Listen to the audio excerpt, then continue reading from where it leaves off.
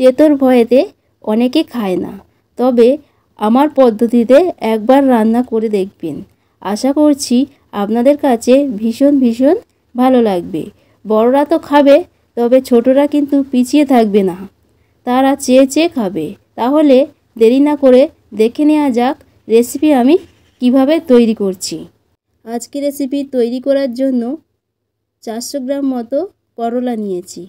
এখানে করলা সবগুলি কেটে নিয়েছি, একটু মোটা করে কেটে নিয়েছি। একদম যে মোটা করে কেটে নিয়েছি তা নয়, আপনারা দেখেই বুঝতে পাচ্ছেন। এইভাবে সমস্ত করলাগুলি কেটে নিয়েছি। এখন এই করলাগুলি মধ্যে দিয়ে দিচ্ছি লেবুর রস। লেবুর রসটা দিয়েছি, এতে করে তেতো ভাবটা কমে যাবে।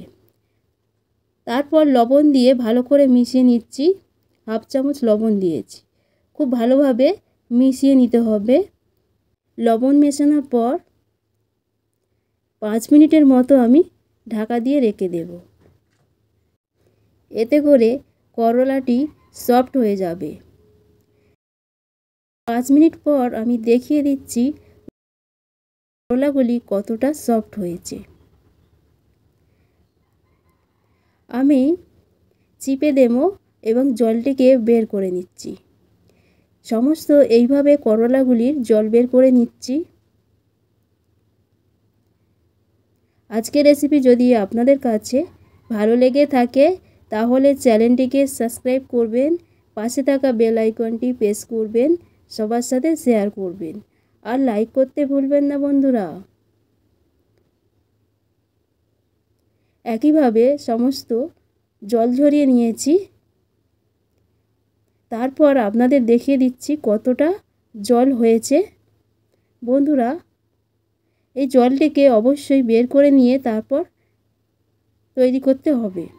এখনই আমি লবণ দিয়ে দিলাম পরিমাণ হিসাবে, তার সঙ্গে দিয়ে দিলাম জিরে, হাফ টিস্পুন জিরে দিয়ে দিলাম, আর হাফ টিস্পুন ধনিয়া দিয়ে দিলাম। এরপর গরম মশলা একটু দিলাম, এতে করে খুব সুন্দর গন্ধ আসে। এরপর বেসন আমি দিয়ে দিচ্ছি 2 চামচের মতো। এখানে আপনারা যখন মাখাবেন বুঝতেই পারবেন বেসন কতটা লাগবে। এখানে বেশি করে বেসন দেবেন না, দিলে মশলাটা চুইয়ে যেতে পারে। এরপর 1 চামচ আমি সরষের তেল দিলাম। তারপর খুব ভালো করে মিশিয়ে নিচ্ছি। বেসনের প্রোটিনটা খুব ভালোভাবে মিশিয়ে গেলে এতে করে খেতে ভীষণ ভালো লাগে।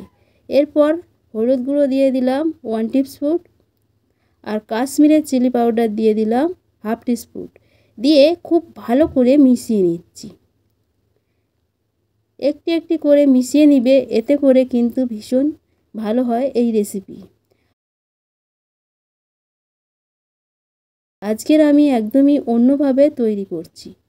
গ্যাসের ওপর কড়াই বসিয়ে এর মধ্যে আমি সরষের তেল দিলাম পরিমাণ মতো।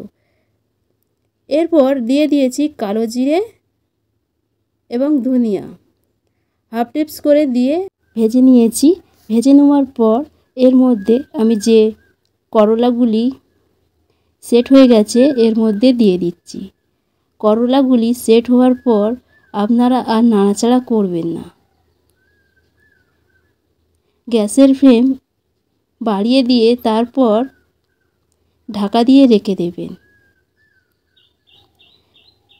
2 থেকে 2.5 মিনিটের মতো। তারপর খুলে হালকা করে উল্টিয়ে দেবেন। অনেক বাড়িতে করলা খায় না, তবে এইভাবে আমার স্টাইলে তৈরি করবেন।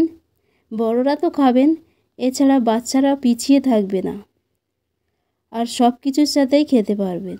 রুটি কিংবা গরম ভাতের সাথে জাস্ট জমে যাবে।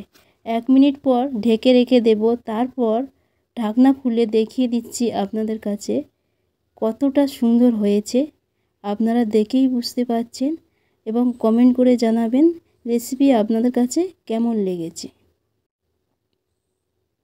করলাগুলি দেখে নেব খুব ভালোভাবে সিদ্ধ হয়ে গেছে। তারপর ঘি দিয়ে আমি নামিয়ে নেব। আমার তৈরি হয়ে গেল করলার রেসিপি। আজকের ভিডিও আপনাদের কাছে কেমন লাগলো অবশ্যই কমেন্ট করে জানাবেন। এতক্ষণ ধৈর্য ধরে ভিডিওটি দেখার জন্য সবাইকে অসংখ্য অসংখ্য ধন্যবাদ।